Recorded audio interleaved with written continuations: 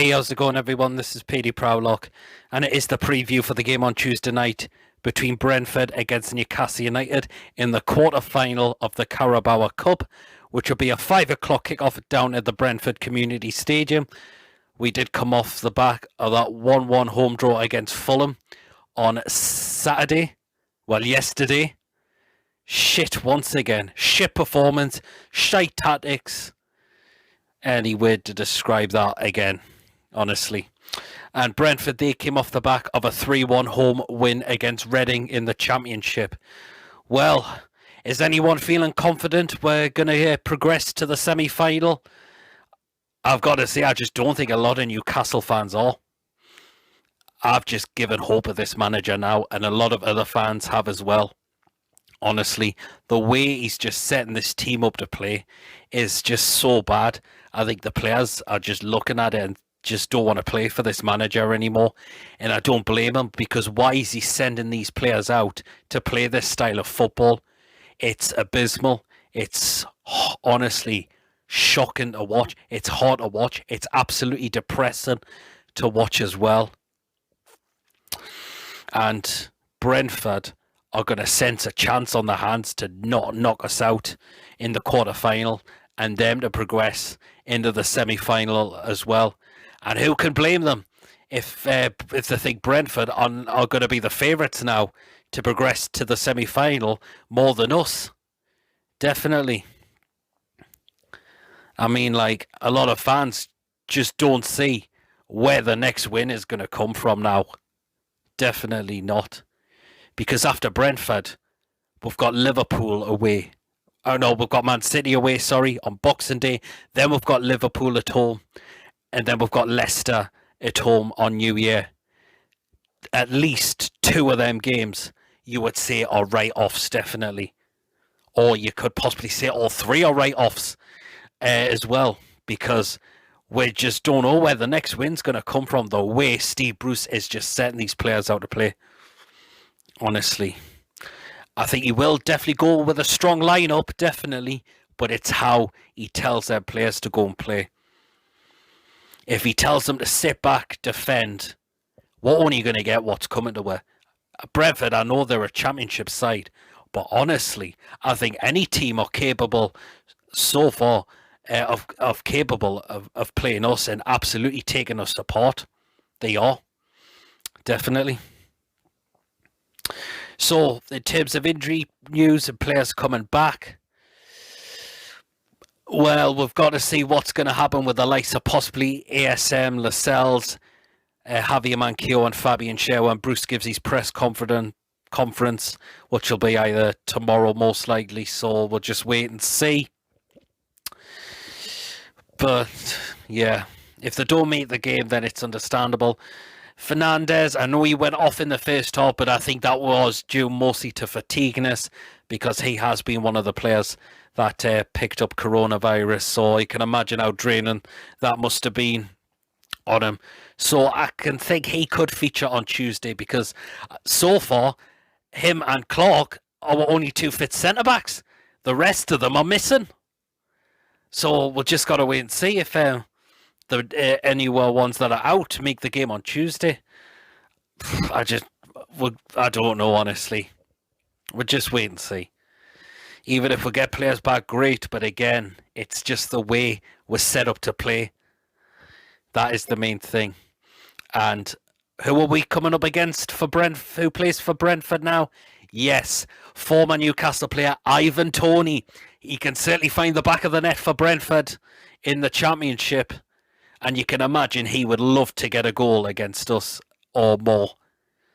And if we sincere do not mark him, if we constantly keep sitting back, him and a lot of the rest of their squad are just going to take us apart. Honestly, they will. So, yeah, there we are. In terms of the lineup, which I'm now going to get into, so I've got the feeling Bruce is going to go strong. There could be some changes, but we'll just wait and see. So here we are with the predicted lineup for what he could go with on Tuesday. Starting off in goal, Mark Gillespie. I think Darlow might be rested for this game because he's been working his socks off. He's been working his socks off, definitely. So that's why I think Mark Gillespie could come in goal on Tuesday. Into the back four, first of all, in the right back spot, Emil Kraft, I think he could come back into the start lineup. Possibly he didn't against Fulham and, of course, Leeds. It was Jacob Murphy in right back against Leeds, and it was Yedlin against Fulham. So I've got the figure Kraft might come into right back this time. Yedlin, to me, is not good enough. His crossing's abysmal. And that's a player that should have been gone out the previous transfer window, definitely. So right back, I'm going to go with Emil Kraft. In the left back spot, I'm going to go with Jamal Lewis. Hopefully, he can rediscover his good form this time. The last two games he's played, he was abysmal. So wonder if that break might have done him good. So he could feature on Tuesday against Brentford. So that is why I'm going to select him to play against Brentford on Tuesday. Into the two centre backs. First of all, Federico Fernandez. I think he could well come back into the start lineup after he might have started to recover from the fatigueness a bit now. So hopefully he is ready for Tuesday. And alongside him, also Kieran Clark, because again, that is our only two centre-backs we've got available at the moment. And we don't know what's happening with the rest so far with the likes of Shane Lascelles. So we'll just wait and see. So that is why I'm going to stick with Federico Fernandez and Kieran Clark for Tuesday. Going to move into the centre midfielder role. And this could be a bit interesting of who could play in that role. First of all, I'm going to go with Isaac Hayden. He was a sub against Fulham. So could that prove he could be in contention to start on Tuesday against Brentford? We will wait and see. Hopefully he will, because I think Hayden works his balls off. So here we are. Alongside him, this could be a surprise, and I'm actually going to go with Matty Longstaff for this game. He hasn't been selected recently, but no news that he's out injured or he could be possibly have COVID. So I think he could possibly come into the lineup against Brentford. I would love to see him. It's been a while since he's played, and I think it's now time we start looking to play him now. So that is, I'm going to select Matty Longstaff for Tuesday alongside Isaac Hayden. Into the two wingers. First of all, on the right-hand side, I'm going to go with Jacob Murphy. Didn't make an appearance against Fulham, so could that be a sign he could be ready to start on Tuesday as well? We'll wait and see. And he has to play in his preferred correct position. Right midfield, not at right back. On the left-hand side, I'm going to go with Ryan Fraser. He was a sub against Fulham, so could that prove he could be also in contention to start against Brentford as well? I would like to see him start more games, Ryan Fraser. I think there is definitely more to come from him. So that is my two wingers that I've gone with. Up front, this could be interesting. First of all, I'm going to go with Dwight Gale. He's been the sub the previous two games after coming back from the injury he suffered in pre-season. So I've got the feeling he could be in contention to start against Brentford. So we'll wait and see. And alongside him, I'm going to go with Joe Linton. I think Callum Wilson could be rested for this game. I've got that feeling he could be, even though we'll probably want him to start. But I've got that feeling he could be. I know Joe Linton, his last two games have been a bit sloppy and not up to scratch. But I'd rather have him in the squad than Andy Carroll, honestly.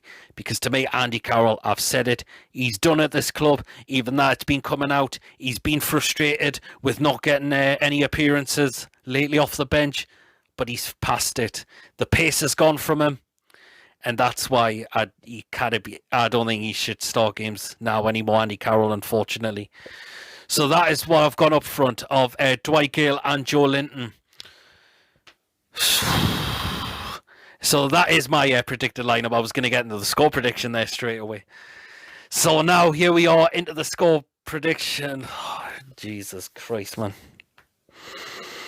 As I said, I am concerned of going into this game. And if we do sit back, we're only going to get what's coming to her, honestly. But, do you know what? I'm just going to go for a Newcastle to win by a 1-0. I'm going to go for, that is going to be my score prediction. If we turn up, just go for it. You've got a chance. But if we sit back, just defend, we're only going to get what's coming to her, unfortunately.